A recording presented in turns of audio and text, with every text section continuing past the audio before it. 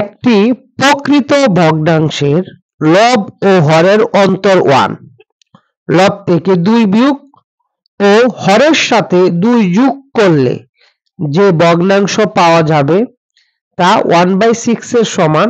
ভগ্নাংশটি নির্ণয় করো। তো দেখো এখানে কি বলছে, একটি প্রকৃত ভগ্নাংশের লব ও হরের অন্তর 1।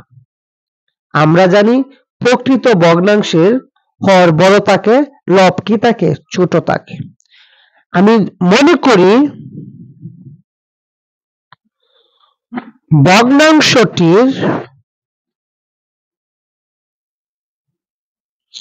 লব x,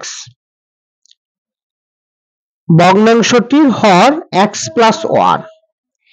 এখানে যেহেতু বলছে প্রকৃত ভগ্নাংশের লব ও হরের অন্তর 1, লব এবং হরের অন্তর 1, এই কথাটার মানে কি? এই কথাটার মানে হচ্ছে লব এবং হরের মধ্যে ব্যবধান হচ্ছে 1। যেহেতু প্রকৃত ভগ্নাংশ সেই জন্য হরটা হবে লবের চেয়ে কত বড়? 1 বড়, যেহেতু লব ও হরের অন্তর 1। ঠিক আছে, সেই জন্য আমি ধরে নিয়েছি ভগ্নাংশটির লব x। যদি ভগ্নাংশটির লব x হয় তাহলে হর হবে কত? x প্লাস 1, যেহেতু লব ও হরের অন্তর 1। ওকে, আশা করি বুঝতে পেরেছো। তারপর দেখি আমরা প্রশ্ন মতে। ঠিক আছে, প্রশ্ন মতে লেখার আগে এখানে একটু কাজ করতে পারি। আমরা লিখে নিই ভগ্নাংশটি, ভগ্নাংশ সমান কি? লব বাই হর। লব হচ্ছে x আর হর হচ্ছে x প্লাস 1। ভগ্নাংশ সমান হচ্ছে লব বাই হর। লব হচ্ছে x আর হর হচ্ছে x প্লাস 1। প্রশ্ন মতে এখানে কি বলছে? লব থেকে 2 বিয়োগ ও হরের সাথে 2 যোগ করলে যে ভগ্নাংশ পাওয়া যাবে তা 1/6 এর সমান। লব থেকে 2 বিয়োগ, এখানে লব হচ্ছে x, লব থেকে 2 বিয়োগ, এই দেখেন, ও হরের সাথে 2 যোগ, এখানে হর কত? x প্লাস 1, হরের সাথে 2 যোগ, দেখছেন? লব থেকে 2 বিয়োগ, লব হচ্ছে এখানে x, x থেকে আমি 2 বিয়োগ করেছি, এবং হরের সাথে, হর হচ্ছে x প্লাস 1, হরের সাথে 2 যোগ করেছি। লব থেকে 2 বিয়োগ হরের সাথে 2 যোগ করলে যে ভগ্নাংশ গঠিত হয় তা হচ্ছে 1/6 এর সমান। 1/6 এর সমান। এখন ক্যালকুলেশন করি। x মাইনাস 2, 2 আর 1 3, 1/6 আর গুণন করব।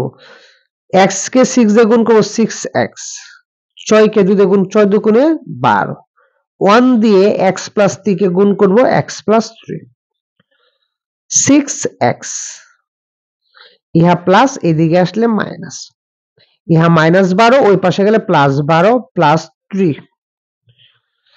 6x থেকে x বাদ দিব, 5x, 12 আর 3 যোগ করব 15। তো এখন দেখেন x ইকুয়াল টু 15/5। এখানে 5 গুণ সম্পর্ক, গুণ থাকলে ভাগ আমরা লিখে ফেলবো।